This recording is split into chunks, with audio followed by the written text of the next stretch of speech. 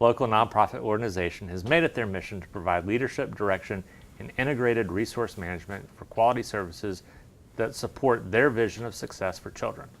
Coming up on Polk Place, we'll introduce you to the group that is changing the life of children in our community for the better. Make sure you stick around.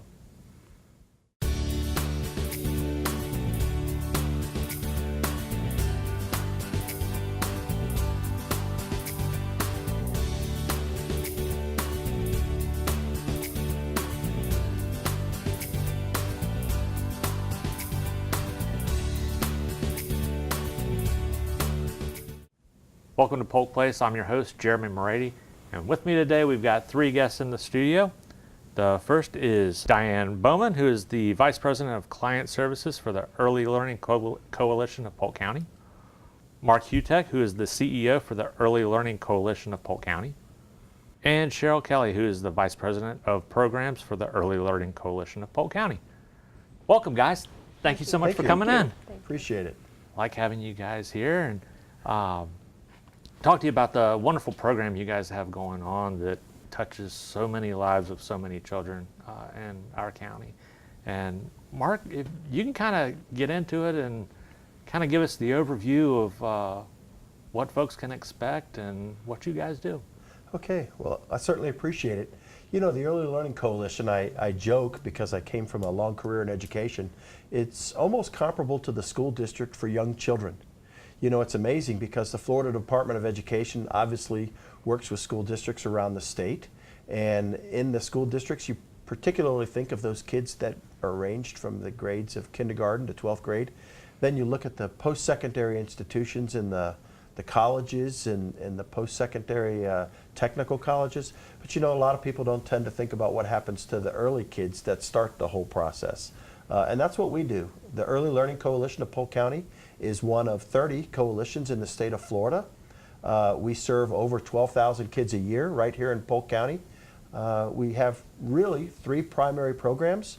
One is to prepare our children from the ages of birth to the age of 5 in preparation of kindergarten readiness and getting them through those four critical areas, I call them: physical health, emotional well-being, academic abilities, and their social wellness as well.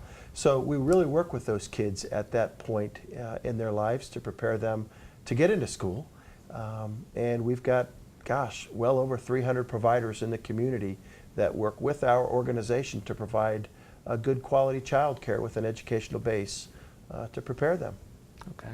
So now, when you talk about providers, I think doctors, medical stuff, because I know I've got kids and have to deal with insurance and all that stuff.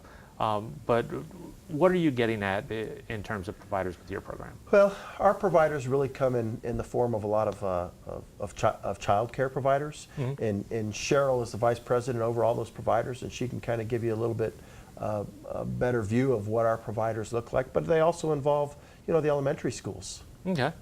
Right. So we contract, like Mark said, with over 300 providers, and that includes licensed private child care centers. Mm-hmm. It includes family child care homes, also licensed, faith-based programs, as well as the school district. All of those provide, well, the private sites provide school readiness services. The school district provides VPK. So we have about 300 that offer school readiness services and about 140 private sites offering VPK and 69 sites at the school district that offer VPK. Okay. So all throughout the county. So all these kind of hit on different age groups, different things going on with the kids in terms of development. How do you guys facilitate that with the different providers? We work with over 300 child care providers around the county, and there's many different types, or several different types. We have licensed child care, private child care centers, licensed family child care homes, the faith-based sites, several church or faith-based locations throughout the county, and the school district. The school district offers currently this year VPK services with us. The remaining providers, the private sites, offer both school readiness and VPK in most locations. There's about 140 VPK providers, private VPK providers. and 69 school district sites that offer VPK. The ways we support the providers, there's many different ways. We have a contract with each site for either school readiness or VPK, depending on what they're offering. And there are a lot of accountability measures with the contracts that the providers sign. So we have staff who go out and monitor those sites, looking for the requirements of the contract. That is a big piece, and we do need to hold them accountable to those contracts. But we are very fortunate here in Polk County to also have a lot of supports for our child care providers. We have a large quality staff. These are folks who have an early childhood background. I call them the early childhood experts, who go out and visit the providers on a regular basis and provide technical assistance and training on a variety of topics. We help the providers with anything from developmentally appropriate practices with any age child, really birth through school age, though our focus is birth through 5. We help with lesson planning, curriculum, whatever their curriculum might be. They do have to select a curriculum from a state-approved list. Health and safety, inclusion, and working with children who have special needs. And infant toddler. Infant toddler is a big piece. It's a really critical piece for us. We know that the first 3 years of a child's life are the most important. 85% of the brain development occurs within the first 3 years. And so we do a lot of training on that. And we know that we also talk a lot about the care that's needed out there for infants. There's not as much as what we would like to see, so we often talk to the community about that as well. So now when you guys go in with the different schools, are you working with more administrations, with the actual teachers? How does that work, and are you guys doing certifications or anything like that?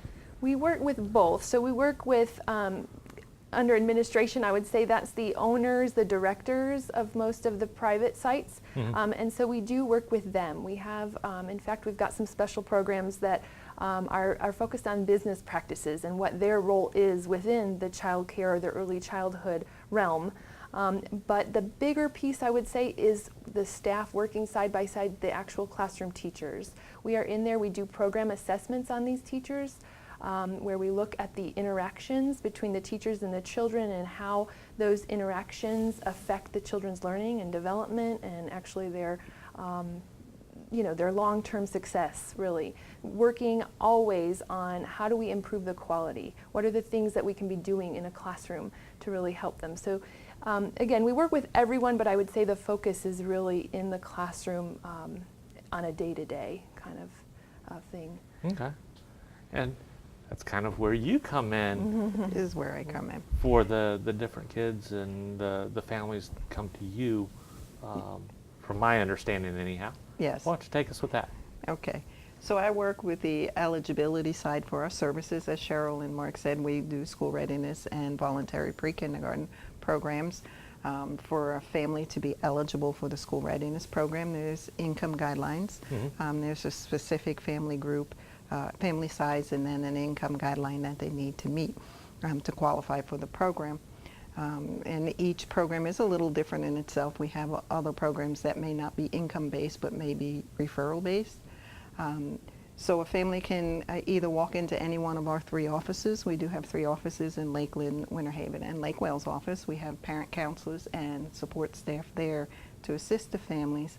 The eligibility piece to apply is all electronic application, so a family can come in, have their documents with them, and then they can go to one of our kiosks, and we'll have staff there that can assist them with uploading the documents into the program. Mm-hmm. We also have staff that educate the families on how to choose quality child care, because if you're there, you want the best child care for your child to go along with the group that Cheryl works. So we educate families on how to choose. When you have those little kids, they don't come with manuals either to tell you on how to navigate all this stuff. Correct. I've been through it, so I know. Yes. So yes. So then they'll sit with one of our parent counselors, and the parent counselors can give them a listing of providers that meet their needs. It could be the area that they live, or it could be a specific group. Maybe they want to do a family child care home, a smaller setting, or maybe they want to go into a larger setting or a faith-based setting. So there's questions that the parent council will ask the parent, and then they'll put it all into a database, and then listings that meet their requirements will print out for us, and we can either email it to the family or we can hand them copies directly, paper copies as well. But it is an online application. Everything can be done through an internet or through over the phone. A family doesn't necessarily need to come into the office. We can do it through the phone, through the internet, through email as well. Now, for parents wanting VPK that goes in with the school system, do they also come through you, or do they go more to the school system for that? To initially apply for VPK, yes, they would come to us. Okay. To qualify for VPK, the child would have to be 4 years old as of September 1st of the school year that they're looking to participate in.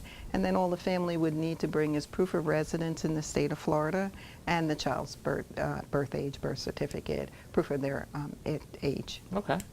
All right. Yes. Well, you guys sound like you have it down to a well-oiled machine here. And I mean, for so many kids too, it's just wonderful. Well, we do, and what's amazing is the impacts that we make on behalf of the community. You know, it really comes back to two main supports that we provide to the community. One, obviously, we recognize that those early years of a children's life absolutely set the tone for their life. And the experiences that they have in their first 3-4 years as their brain develops becomes very indicative of what their future can hold for them. Mm-hmm. And we've learned, and the research tells you, that children that are in good, safe, quality child care places that learn the educational side of things and can come to school ready are going to be more successful. And if you think about what that means to the school district, and you think about what it means further down the line, you think, okay, what happens to a child maybe that sits at grandma's house for early child care, right? The parents go to work, they sit in front of a TV, maybe they sit in a car seat to stay contained. You know, they're not getting a whole lot of social interaction. They're not learning that it's not okay to bite and spit and hit other kids. They're not learning the rules about how to stand in line, and they're not learning rules on how to wait patiently. They're not learning those kinds of things. Emotionally, they're not learning how to separate from their parents. What does it mean to say you're not going to be with mom and dad or your grandma or somebody right now? So those are huge. And then physical health as well. What happens with these children that aren't in a position to be maintained, having someone watching over them physically and intellectually, right? So we know that in the state of Florida, that 55% of the children that show up to our Polk County schools in kindergarten, 55% do not meet the state readiness level. Mm-hmm. That's over half. So what does that look like? It means that if you've got a curriculum this big in kindergarten, but you come this far behind, it's going to take you a year to get through this, and it's going to take you 3 years to make this up. And when kids start having those issues at such an early age, oftentimes that leads to other things in school. If they're not where they need to be intellectually, or they're academically not where they need to be, they turn to behaviors, they turn to these things. You know, ultimately that could come down the road to leading to a first, second, third grade retention.